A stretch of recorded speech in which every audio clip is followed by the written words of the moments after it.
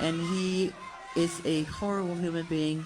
We have to continue our drive until he's terminated. We can't allow him to do this to great artistry. We just can't.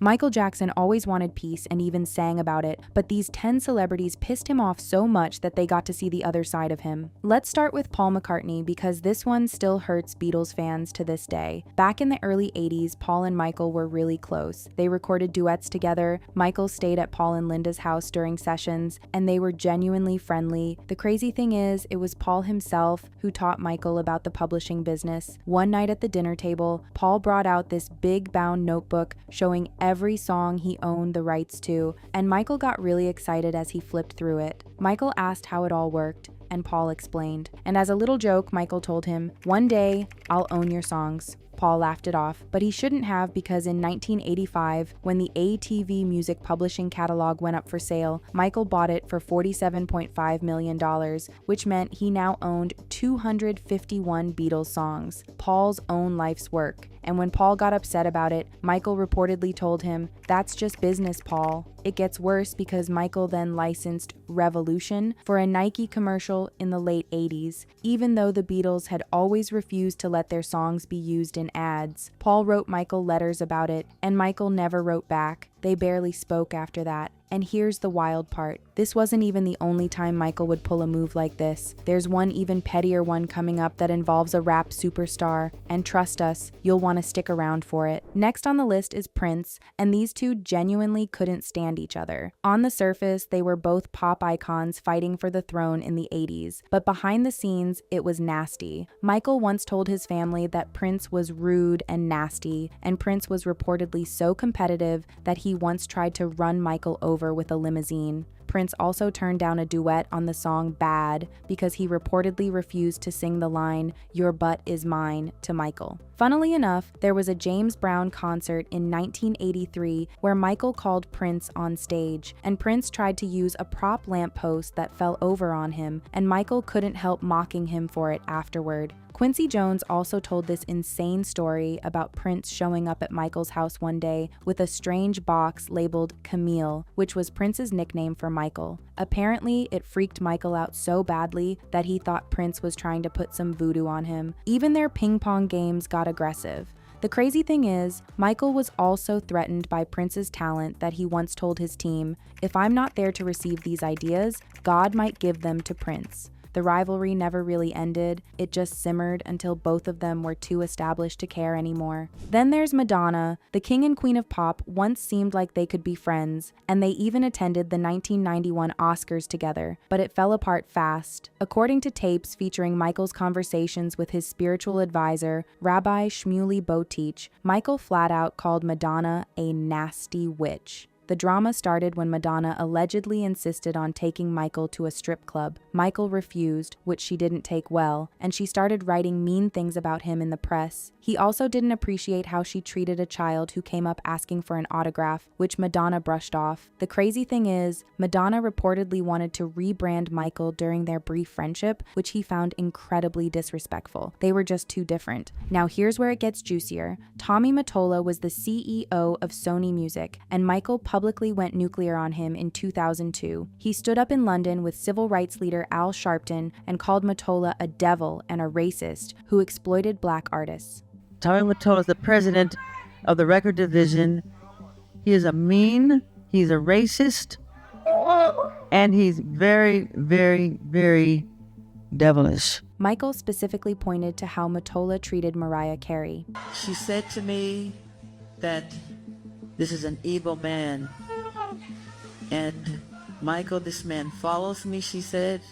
He taps her phones, and he's very, very evil. But what was really going on underneath was bigger than that. Michael felt Sony had deliberately destroyed promotion for his 2001 album Invincible after he refused to tour. And here's the thing, Michael also believed Sony was trying to bankrupt him so they could seize his 50% stake in the Sony/ATV music catalog, which contained those Beatles songs and was worth hundreds of millions. So when Michael went after Mottola in public, it wasn't just about an album that flopped, it was about control over the most valuable music catalog on earth. Tommy denied everything, but coincidentally or not, he resigned from Sony in January 2003. Now keep that catalog in mind, because Michael ended up using that exact same Sony/ATV machine to get back at someone who insulted him in the most public way possible. We're getting there. Diana Ross is one of the strangest entries on this list because technically, there was no public beef. The reality is way more emotional than that. Michael was obsessed with Diana. He called her a combination of a mother, sister,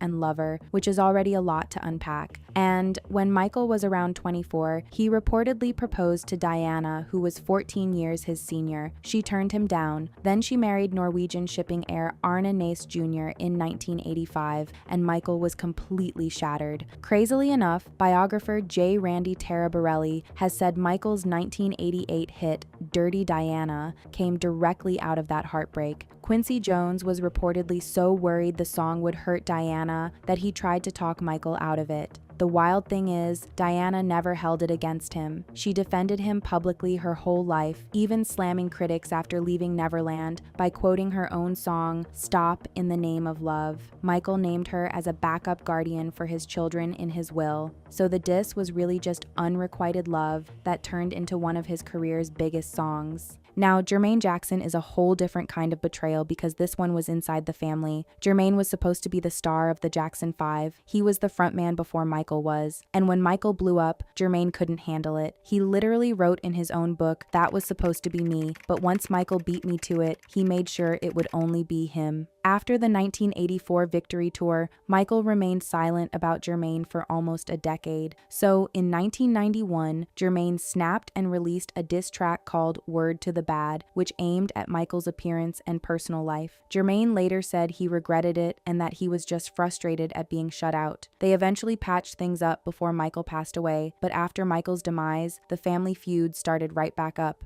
mostly about the estate. Oprah Winfrey is another who started friendly and ended in betrayal. In 1993, Michael gave this massive 90-minute live interview with Oprah at Neverland, a record-breaking moment. He opened up about his childhood, his dad's exploits, his vitiligo, the changes to his appearance, all of it. For a while, that interview actually helped humanize him in the public's eyes, even though Michael was uncomfortable with some of the questions. I'm going to ask you this, and it's embarrassing for me to ask you this, but I'm going to ask you anyway. Are you a virgin?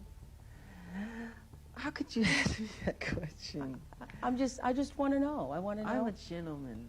You're a gentleman. I'm a gentleman. But then, in 2019, Oprah hosted a discussion with the accusers from the Leaving Neverland documentary and said she had never wavered in believing them. The Jackson family was furious. Brandy Jackson publicly accused Oprah of betraying a man who had trusted her with his most personal story. Fans saw it as Oprah flipping on someone who had given her one of the biggest interviews of her career. Martin Bashir is the one Michael felt destroyed his life. In 2003, Bashir produced Living with Michael Jackson, which Michael originally agreed to because Bashir promised him an honest portrait, even bringing up that he was the man who turned Diana's life around, referring to Princess Diana. Michael trusted him, which was a big mistake. The documentary aired with heavily edited footage that made Michael look bad. Michael was so devastated that he made his own counter-documentary, The Footage You Were Never Meant to See, featuring unedited clips of Bashir complimenting Michael on his parenting. Michael's nephew, Taj, later said Bashir stabbed him in the back.